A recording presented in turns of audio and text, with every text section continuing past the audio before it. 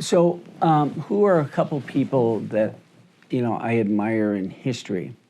The first one that comes to my mind is Martin Luther King Jr. Why?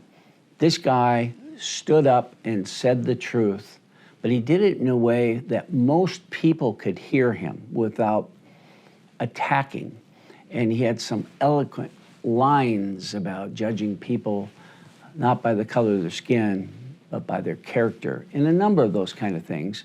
And the other thing I really admired about him, I think the number that's in my head, don't hold me 100% accountable for this, is that he was arrested 102 times. So he believed so strongly and so pervasively in the importance of speaking for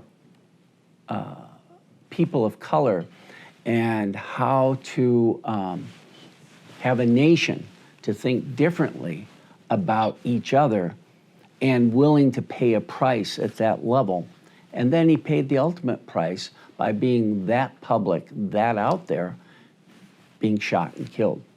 So he's one that I admired tremendously. And again, a lot of it is it needed to be said. How he said it, I really respect how he was able to deliver the mail in a way most people could hear.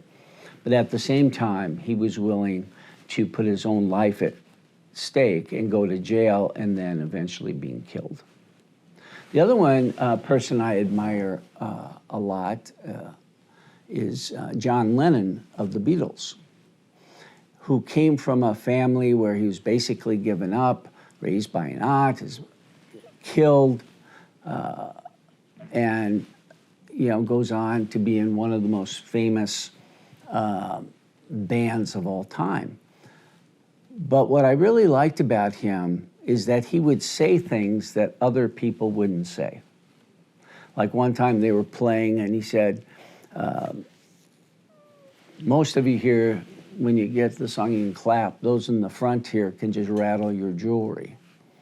And, he came up with life is what happens to you while you're busy doing other things. And he had many, many, many, many of those where he was not afraid to tweak establishment, but remain still, if you will, within the establishment when he did his bed-ins for peace and the billboards putting him around the country about war is over if you want it to be.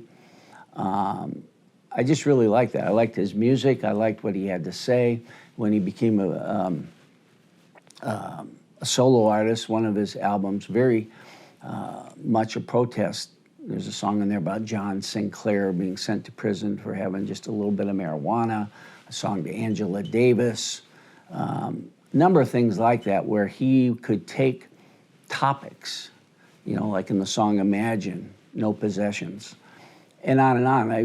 I just admired it. Now, he also, had problems with drugs, and he also had problems at times with anger, from what I'm told. But looking at the constellation of the messages, I liked the messages. And I don't know if you remember the famous time when he said the Beatles are more famous than Jesus. And all these kids that had Beatles paraphernalia and records started creating all these bonfires. And there were death threats, and he had to eventually come out and explain to that. He said, it's silly that the Beatles are more popular than Jesus.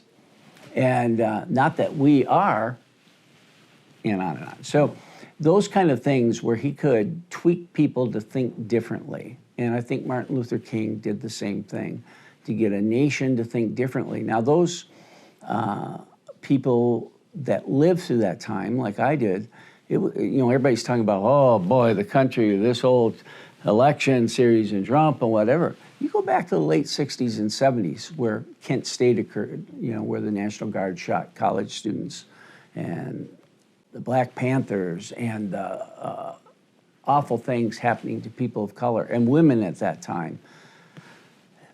Vietnam War, and then Watergate with Nixon. It was a very turbulent time. And we made it through it. But both John Lennon and King were voices during that time. And being an impressionable young person at that time, they were two people that got into my DNA, and even as I talk about them, I feel them in here.